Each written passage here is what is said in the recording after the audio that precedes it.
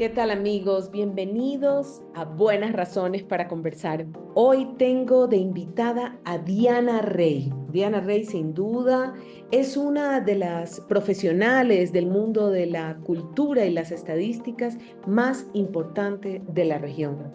Ella es experta en estadísticas culturales y comercio electrónico, consultora experta del Instituto de Estadísticas de la UNESCO y miembro del Consejo Global de Economía Creativa. Hoy, en esta entrevista con Diana, vamos a conocer lo que es una cuenta satélite de cultura. Suena a que viene del espacio exterior, pero no lo es así. La cultura es un fenómeno económico. El ecosistema cultural pasa por la informalidad, pasa por la autogestión. De allí que muchas veces no se conozca bien el aporte que da la cultura a la economía de un país. Es así que quedan fuera de las grandes encuestas aplicadas por los bancos centrales o los institutos estadísticos de los países. Por eso, el CAP convocó a intelectuales, economistas, sociólogos, estadistas para medir el mundo de la cultura y medirnos y conocer cómo generamos valor. Los invito a escuchar esta interesante entrevista. Diana, bienvenida a Buenas Razones para Conversar. Qué gusto tenerte en el podcast del IPANC. Muchas gracias, Mónica, por la invitación y es un gusto para mí compartir esta jornada contigo. Veremos, tú estás en este momento entre tantas responsabilidades y tantos proyectos que has llevado adelante, liderando el proyecto, el proceso del levantamiento de la cuenta satélite de cultura de Panamá. Tienes experiencia desde hace muchos años con la cuenta de Colombia y ya nos vas a contar en qué otros casos. Y cada vez que yo hablo de cuenta satélite con las personas de a pie, que no son del sector de la cultura, inclusive hay gente del sector de la cultura que tampoco sabe lo que es una cuenta satélite en general, no solo de cultura, sino una cuenta satélite, y quiero que nos expliques estos primeros conceptos para saber en qué términos vamos a navegar esta conversación. Por supuesto, porque el título Cuenta satélite de cultura inclusive puede sonar un poco exótico. Algunas personas inclusive tienen la primera imagen de, wow, un satélite fuera de la Tierra, pero no, tiene que ver, vamos a decir, un simbolismo, pero no tiene que ver con que está fuera de la Tierra, sino con que cada vez que nosotros, por ejemplo, prendemos el televisor y escuchamos que nos cuentan las últimas cifras de empleo de nuestro país o nos cuentan, por ejemplo, que la economía creció un 5% o que la industria de automotriz o que la industria agroindustrial está creciendo significativamente, nos dicen que esa información viene de el Banco Central del país o del Instituto Nacional de Estadística. ¿Por qué confiamos todos en esos datos? Porque los institutos nacionales de estadísticas siguen unas reglas contables universales definidas por Naciones Unidas que nos garantizan que cada vez que un banco central o un instituto de estadísticas nos cuenta los datos sobre empleo, sobre las inversiones, sobre el gasto público o sobre las importaciones y exportaciones, todos tenemos certeza que se hacen con unas reglas contables fijas. Esto se denomina el sistema de cuentas nacionales. El sistema de cuentas nacionales, por lo tanto, es unas reglas contables que definen cómo debemos medir, qué unidades estadísticas vamos a utilizar, qué sistema de clasificación para las actividades, para los productos, para las ocupaciones, para la medición de los bienes y servicios que son importados y exportados utilizamos. En el caso de la cultura, los institutos nacionales de estadística miden, por supuesto, la cultura como un fenómeno económico, pero no logran capturar todas las diferencias y particularidades de un sector como el nuestro. Estamos hablando de un ecosistema cultural y creativo que vive en condiciones de informalidad, que vive muchas veces con criterios de autogestión, donde casi siempre todos los emprendimientos culturales tienen de 1 a 5 empleados, por lo tanto, normalmente como fenómeno económico quedan por fuera de las grandes encuestas que aplican nuestros institutos nacionales de estadísticas o nuestros bancos centrales, dependiendo cómo ocurra en cada uno de los países. Entonces, ¿qué pasa? Conociendo que, al igual que la cultura, es un fenómeno complejo de estudiar, así como otros sectores de la economía, por ejemplo, el turismo, por ejemplo, la economía del hogar o, por ejemplo, el trabajo no remunerado, el sistema de cuentas nacionales, que es manejado por Naciones Unidas, creó una metodología que se llama las cuentas satélites, es decir, hacen parte de la contabilidad nacional, pero son satélites en la medida que permiten analizar ciertos fenómenos con las mismas reglas contables, pero les dan unos marcos de flexibilidad para entender las particularidades de ese fenómeno específico. Sin embargo, no fue sino hasta el año 2008 que Naciones Unidas sacó todo un capítulo de cómo se deberían calcular las cuentas satélites en general. En ese sentido, en América Latina se comenzó muy de manera pionera un ejercicio para pensar una metodología desde la región latinoamericana que permitiera medir el aporte de la cultura en términos de una cuenta satélite de cultura. Es así como la organización del Convenio Andrés Bello lideró toda esta serie de ejercicios y reflexiones académicas, convocó a diferentes intelectuales, tanto de la economía como de la sociología, como la de estadística nacional, de todos los países de la región. Habían allí uruguayos, argentinos, mexicanos, colombianos, brasileños y españoles para pensar cuál debería ser ese esquema que nos permitiría medirnos, compararnos y sobre todo algo muy importante, Mónica, para nuestro sector, es visibilizar bajo los mismos términos que cualquier otro sector económico que generamos valor, que generamos aportes al Producto Interno Bruto, que generamos empleo, cuáles son esas condiciones de ese empleo, que importamos y exportamos y que tenemos un recurso en términos de gasto público y gasto privado considerable. Y esto permitió que ese grupo de expertos publicara en el año 2009 el primer manual de cuenta satélite de América Latina. Ese manual impulsó de una manera muy interesante el desarrollo de los sistemas de gestión cultural y de información cultural en América Latina y tenemos por ello países como Argentina, como Colombia y como España, que fueron líderes en la implementación de esta metodología, que apoyaron y catalizaron una cantidad de esfuerzos y posteriormente hemos visto cómo otros países se han sumado a este esfuerzo. Tenemos, por ejemplo, el caso de Ecuador, que han hecho un ejercicio silencioso que ahorita van a comenzar a comunicar porque Ecuador viene desde hace varios años con el objetivo y muy concretamente en los últimos 2 años con la meta de sacar los primeros resultados de su cuenta satélite. Tenemos el caso, por ejemplo, de Panamá, que en este momento está haciendo los primeros ejercicios de esa metodología y que muy afortunadamente, tanto en el caso de Ecuador como en el caso de Panamá, ya recogen toda la experiencia de los países que desde el 2009 vienen implementando, pero además no solamente la experiencia de esos países, sino que siguen los lineamientos de la última actualización de la metodología que se hizo en el año 2015 por el convenio Andrés Bello, a partir de la experiencia de los países y de la cual yo soy coautora con Mario Pinot y Liliana Ortiz.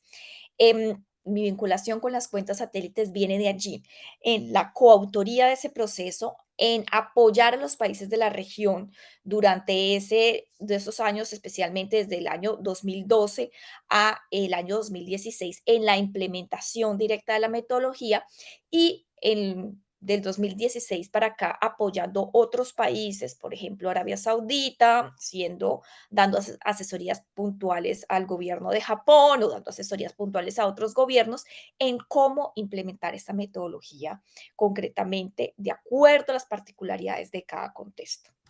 Definitivamente es un aporte extraordinario por todas las razones que ha citado, por la informalidad, muchas veces por la precariedad del sector cultural. Simplemente al darle la primera vista a esto, ¿de qué manera el que un país decida justamente asumir la implementación de la metodología de la cuenta satélite, esto se le retorna al emprendedor cultural de diferente tipo, al gestor cultural, uso otra palabra, al artista, al director de cine, al productor audiovisual, al publicista, al que trabaja en la cultura o al que emprende en la cultura, de qué manera se le devuelve en algún beneficio o de qué manera se ve beneficiado el sector directamente a partir de que un país asume la decisión de implementar la metodología de la cuenta satélite de cultura. Mira, siempre hay una relación recíproca entre los beneficios de implementar la cuenta satélite para el ecosistema cultural y creativo y los beneficios que ello supone para todos los agentes que participan de ese sistema, de ese gran ecosistema cultural y creativo. ¿Por qué? Porque si nosotros entendemos que estamos en un gran ecosistema, que estamos todos interconectados, que hay unas relaciones dinámicas de ida y de vuelta. Ujú, Entendemos, por ejemplo, que en la medida que se fortalezcan los sistemas de información cultural, el Estado va a tener mejor información para la toma de decisiones de política pública, para orientar esas iniciativas de política pública y ello va a hacer, pues, generar un impacto positivo en cada uno de los ecosistemas culturales. Si bajamos a eso a un ejemplo un práctico, por ejemplo. ejemplo, en el caso de Costa Rica comenzó a desarrollar su cuenta satélite y comenzó a convocar a diferentes agentes del ecosistema cultural creativo a que compartieran sus datos. Aquí es muy importante porque es que un sistema de información cultural no se construye desde arriba, desde el Estado, sino que necesitan el dato del pequeño emprendedor, de esa persona que es guionista, que está Ujú, mirando de dónde consigue fondos para poder producir su pequeño corto y ujú, cómo se financia de ellos. Si recibe, por ejemplo, financiación de los amigos, de la familia, si hace crowdfunding, si se benefició de un concurso del Estado, si se benefició de un concurso de cooperación iberoamericana. ¿Cómo hizo para financiarse? ujú, En la medida que esa persona registre la información en su día a día y anualmente, cuando le llega cualquier encuesta del Instituto de Estadísticas o cualquier encuesta del Ministerio de Cultura y le pregunta por esa información, si esa información es de calidad, va a poder construirse todos los datos de la suma de todos los guionistas. En el caso de Costa Rica, ¿qué pasó? Ellos entendieron esta importancia y a partir de allí pudieron corroborar cómo estaba el sector del cine en Costa Rica y ujú, pudieron formular y capitalizar la creación de una ley del cine en pro del sector, una ley de cine que por lo tanto identifica un estado de la cuestión real de lo que efectivamente están viviendo los artistas ujú, y a partir de allí propone acciones de política pública congruentes y que realmente satisfacen las necesidades de esos agentes a los que les llega esta política pública. Entonces, debemos entender que la cuenta satélite es como una gran pirámide. El ujú, dato que se publica es muy interesante, pero ese dato depende de una base y depende de la calidad de la información que nosotros damos. Si ¿cómo nosotros así? damos una buena información, vamos a tener un sistema de información congruente, comparable, compatible en el tiempo, que me va a dar información de política pública. Pero adicionalmente, Mónica, esto no solamente funciona para política pública, esto Ujú, también funciona como una fuente de información para toma de decisiones del sector privado. Si yo tengo claridad de cuántos empleos estoy generando, si tengo claridad de cuánto se está exportando, por ejemplo, de bienes artesanales, vamos a coger un ejemplo de Ecuador. Si yo ujú, tengo del sombrero de paja tuquilla, si yo tengo claridad de cuántos sombreros estoy exportando, cuáles son mis principales socios económicos, pero ujú, yo además estoy analizando de la materia prima, de dónde la estoy adquiriendo en el Ecuador, de qué región del Ecuador, de qué municipios del Ecuador, y analizo la calidad del empleo que estoy generando, yo muy fácilmente voy a tener unos datos donde voy a poder decirle a un inversor privado, mire, si usted invierte $1 en mi emprendimiento, resulta que yo de retorno le puedo dar tanto, porque estos son mis mercados, porque así funciona mi cadena de valor, ujú, porque yo tengo estas fortalezas económicas en mi cadena de distribución en comparación a una industria, como vamos a pensar, una industria de alimentos, a una industria del transporte, a una industria extractiva. Entonces yo puedo comenzar a comparar y tomar decisiones también como privado. Pero adicionalmente, Mónica, ujú, la cuenta satélite me da un panorama de la oferta y de la demanda. Entonces, cuando me da un panorama también de la demanda, yo no solamente tengo información de la cantidad de libros vendidos, la cantidad de sombreros vendidos, sino que yo también, para construir una cuenta, debo indagar sobre otros factores que son muy importantes en la demanda cultural, que son los hábitos, las preferencias y las prácticas culturales.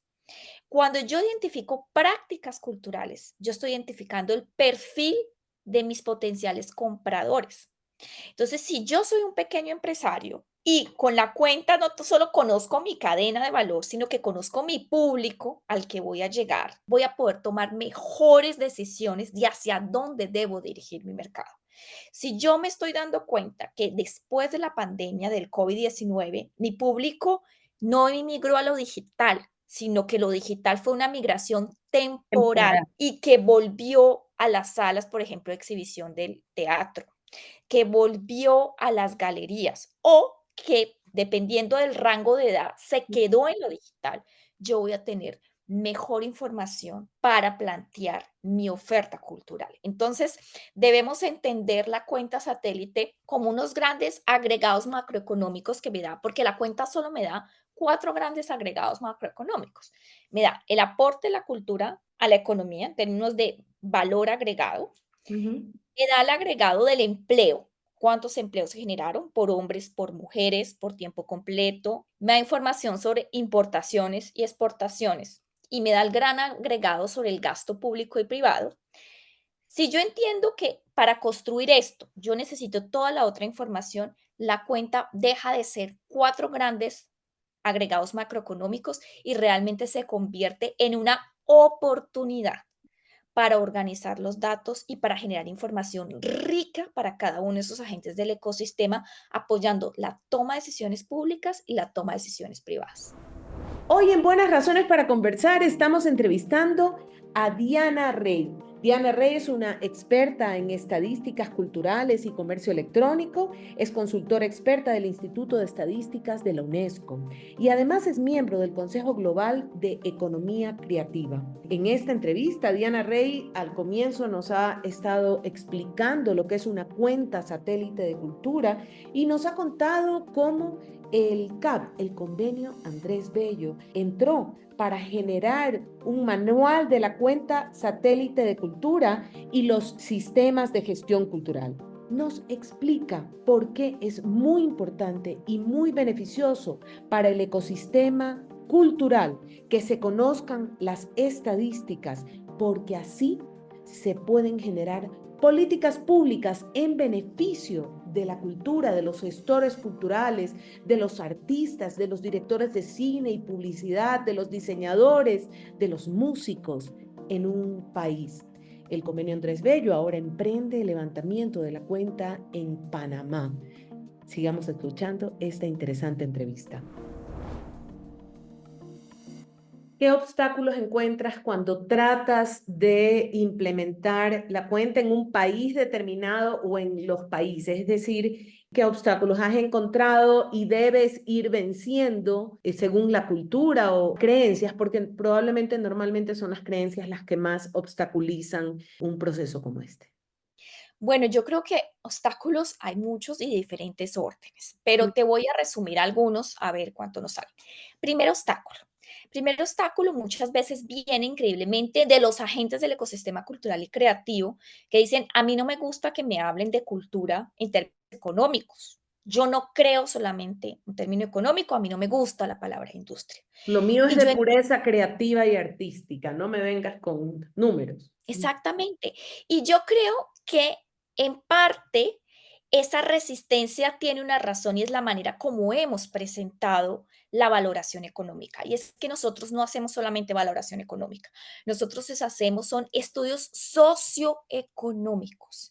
Y ese estudio socioeconómico tiene la capacidad solamente de valorar los activos sociales y económicos, pero hay una cantidad de activos que genera la cultura que son relacionados a los valores estéticos, los valores históricos, los valores críticos y los valores que Trosby, un gran economista de la cultura, llamaba espirituales. Esos otros dimensiones de valor, en la economía, la cultura no puede medir. Entonces nosotros debemos decir, desafortunadamente y ya muy afortunadamente, esos valores estéticos, históricos, políticos, no son medibles en términos económicos. Ello no significa que los desconozcamos. Simplemente para objeto de valoración de los estudios socioeconómicos, podemos ver y medir los efectos directos e indirectos, económicos y sociales. En términos de los efectos económicos directos, la metodología de la cuenta satélite está corroborada como una de las mejores a nivel mundial para valorar aquellos indicadores. Pero hay otras metodologías igualmente valiosas. Por ejemplo, hay metodologías cualitativas que corroboran el impacto de la cultura en el capital social Ujú, o que corroboran el impacto de la cultura en el bienestar de las sociedades en términos de salud, en términos de educación, de felicidad, de otros aspectos que son importantes y ya existen unos indicadores por allí. Pero la cuenta se limita escasamente a los efectos económicos directos. Entonces yo creo que el obstáculo ha sido porque no hemos sido claros con el lenguaje y en transmitir. Ese es un primer obstáculo. ujú, El segundo gran obstáculo lo encontramos al interior de los institutos nacionales de estadística, inclusive muchas veces, o de los economistas que dicen, uy, eso es la cultura, no ujú. se mide. Entonces ahí tenemos que hacer un ejercicio de pedagogía contándoles el cómo se mide y el por qué se mide. Entonces, cuando encontramos aliados claves en esos institutos de estadística, en esos ministerios de economía y finanzas, esos ministerios de hacienda, es clave pues potenciarnos y apalancarnos en ellos para transmitir ese lenguaje, porque necesitamos pares, no es solamente alguien externo del sector cultural, en este caso, por ejemplo, figuras de la cooperación Ujú, internacional que llegamos a decirles esto es importante, sino que ellos tienen que escuchar de sus pares por qué es importante medir la cultura. El tercer gran obstáculo que tenemos y que lo hemos enfrentado, por ejemplo, en un país como Panamá, pero que Panamá está decidido a superarlo de manera muy rápida, es que no tenemos información de base. No hay un conocimiento, por ejemplo, de dónde está la infraestructura cultural. Y si no sabemos dónde están los establecimientos que hacen cultura, pues es muy difícil capturar información. ujú. Entonces, el primer gran obstáculo es la inexistencia de un sistema Un de censo, información continuo. No es solamente tomar una primera no solo foto una foto. e irnos. Porque tú estarás de acuerdo conmigo, Mónica, que Ujú. muchas veces vemos emprendedores culturales que abren un pequeño establecimiento, vamos a decir, al lado de tu casa, Sí. con mucho entusiasmo y a los 6 meses ese emprendimiento cultural ya no está. En general, Entonces, el emprendimiento tiene una vida corta y son un porcentaje pequeño de emprendimientos en general los que persisten en el tiempo. Y en el área de la cultura no es la excepción.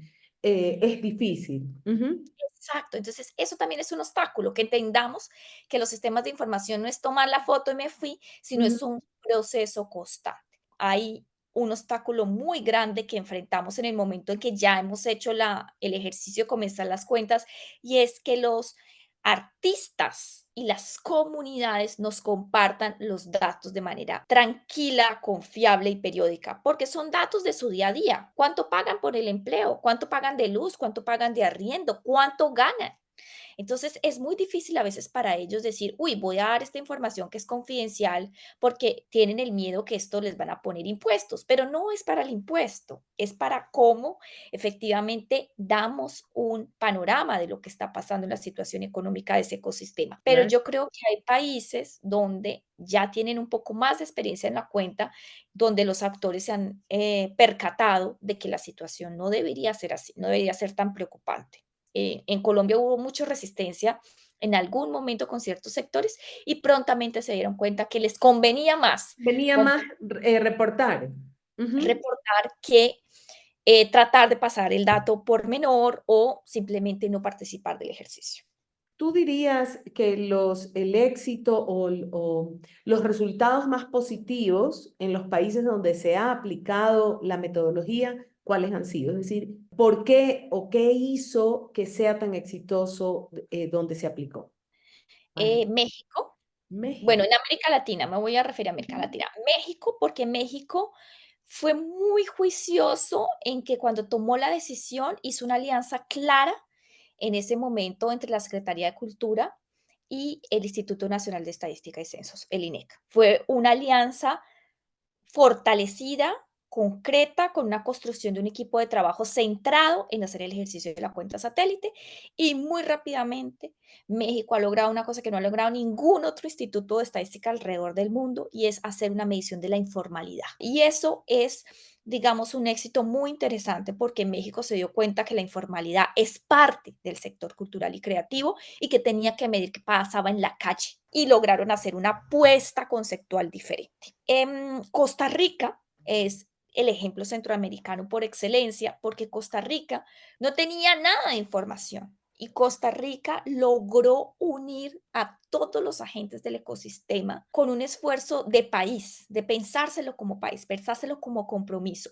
Y fue a partir de esa alianza de lo público con el ecosistema cultural y creativo que se logró efectivamente construir una cuenta que hoy en día produce resultados anuales y que además tiene una calidad técnica excepcional, porque ha mantenido al mismo equipo de economistas e investigadores en el manejo de la cuenta y eso garantiza, digamos, una transferencia de conocimiento y una gestión del conocimiento Has tocado importante. un tema súper importante que obviamente los habitantes de los países lo hemos notado, y es que cuando no se mantiene a los equipos, que lo que ocurre usualmente en los cambios de gobierno, muy a menudo se pierden esos aprendizajes y se retrocede en los logros. ¿En algún país lo has visto o en general tú sientes que sí se ha seguido avanzando?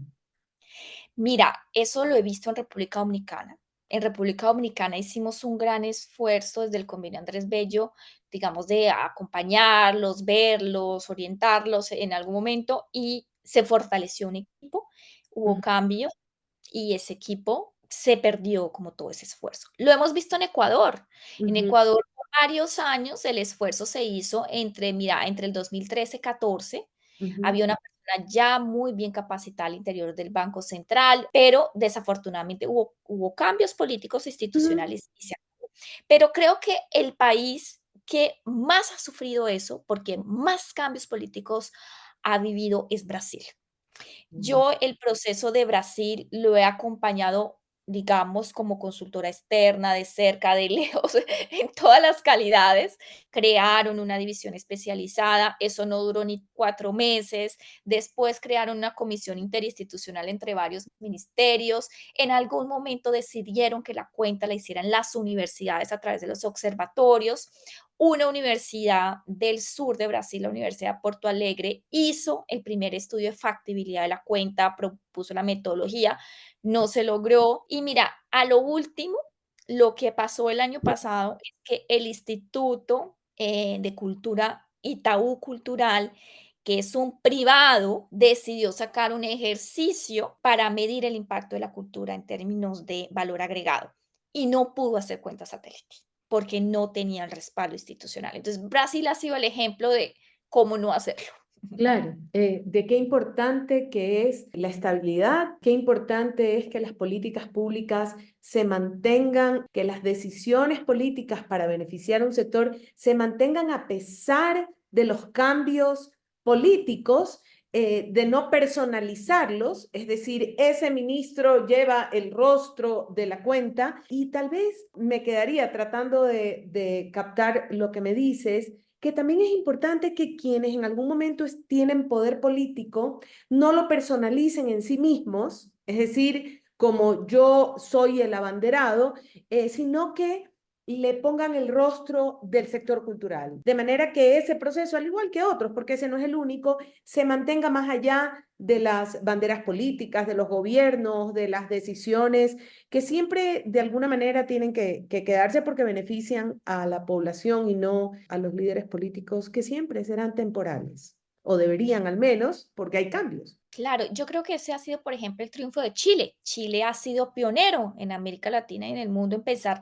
las cartografías. Si hay un país que se ha preocupado desde los años 80 en hacer cartografía cultural, en ver qué es lo que está pasando en los territorios y pensado no desde el centro, sino desde las regiones de Chile. Y es muy bonito porque el sistema de información cultural de ellos lo construyen es desde quien reporta es el artista, es el artesano, es quien hace la práctica cultural. Y esa lógica de construcción desde abajo hacia arriba está inclusive en la cuenta satélite. Ellos, por ejemplo, tuvieron una de las primeras cuentas satélites en el mundo. Hubo un cambio metodológico porque hubo un cambio institucional allí y desafortunadamente con ese cambio metodológico tuvieron que volver a revisar la metodología y decidieron no llamarlo más cuenta satélite, decidieron revisar todo porque estaba un poco complejo el cambio metodológico que habían propuesto. Entonces, para no tener inconvenientes, decidieron bajar un poco el perfil, pero no se cerró el ejercicio de las estadísticas culturales. ¿Por qué? Porque hay todo un tejido cultural que fue el que mantuvo el proceso y hoy en día Chile, a través del observatorio, ha construido realmente unas líneas de tiempo muy interesantes de estadísticas culturales, pero es porque tienen eso, tienen su cartografía, tienen sus ejercicios y tienen a los agentes del ecosistema siempre reportando. Es una cultura de reporte del agente cultural y creativo muy interesante que ha mantenido el ejercicio y hoy en día Chile tiene cuenta satélite. Yo siempre les digo, ustedes tienen cuenta, aunque les cueste Aunque le decirlo, digan de otra forma. profesionalmente, o que lo digan de otra manera, pero lo tienen. Entonces, creo que esa es, por ejemplo, una de las experiencias más significativas, porque no se quedó en término de política, se quedó en términos de la gente. Me quedo con eso, en que en general, no solo para la cultura, sino para todo aquello que queremos como países, solo cuando se lo apropia la población, solo cuando la población se hace parte de ello, persiste. Y creo que no solo se aplica a cultura, se aplica a un buen periodismo, a un buen sistema de información en general en un país, a una buena educación. Un buen sistema educativo responde a que las familias y toda la comunidad educativa se apropie de un sistema educativo de calidad. De lo contrario, si siempre son decisiones políticas, dependemos de los cambios políticos que experimentamos en los países. ¿Sientes que algo se ha quedado fuera? No, yo creo que está perfecto, por supuesto, podríamos hablar mucho sobre la cuenta, pero es fantástica la oportunidad de compartir lo Ujú. que esta metodología permite. La cuenta por la cuenta no tiene sentido sin lograr capturar la esencia de las actividades económicas de cada uno de esos agentes que le aporta la cultura. Te agradezco, querida Diana. Ha sido un gusto. Esta es la segunda vez que estás en Buenas Razones para conversar y espero que haya una tercera. Te mando un abrazo muy fuerte. Muchas gracias. Hoy en Buenas Razones para Conversar hemos conversado con Diana Rey. Ella es experta en estadísticas culturales y comercio electrónico, consultora experta del Instituto de Estadísticas del UNESCO y miembro del Consejo Global de Economía Creativa. Conocimos en esta entrevista que los países que han llevado adelante esta cuenta son Argentina, Colombia, España y otros países, y que Ecuador, justamente de manera silenciosa, ha estado levantando esta información y está próximo a sacar los primeros resultados. Esto ha sido todo por hoy. Agradezco que nos hayan acompañado y por favor no dejen de buscarnos en nuestras redes sociales en @cabipunk y también en nuestra página web www.ipank.org. Hasta pronto.